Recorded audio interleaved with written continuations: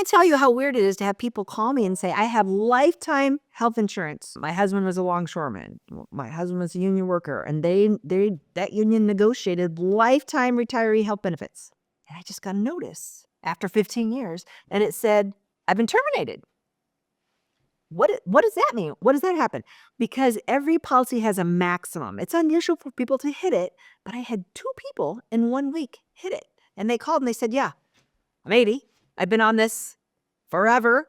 And they said that because I'm very sick and I've exceeded $500,000 of claims, that per the contract, I'm kicked off my lifetime plan.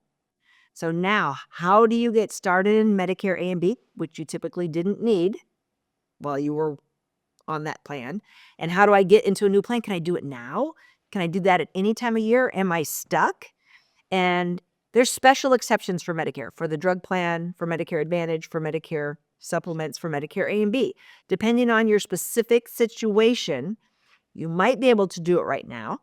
But I had a lady that said that my group insurance ended 6 months ago and I didn't know it. I just found out. So can I get new insurance right now? And that creates another whole mess.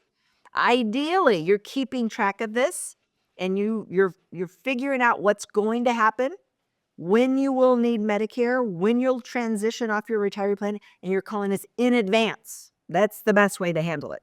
We're licensed in all 50 states. Our services are free. We're independent contractors. We work for dozens of insurance companies to help you. When you call us, like this lady did, 6 months later, then we might have to give you the bad news that 1, you might have late penalties for lifetime, and 2, we might not be able to help you at this time of year. You might have to wait till other certain Medicare enrollment periods. That's what we do. We help people with problems all day long. So if you're getting ready to go on to Medicare, check out our Medicare workshop. That's a good place to start. You go to our website, themedicarefamily.com.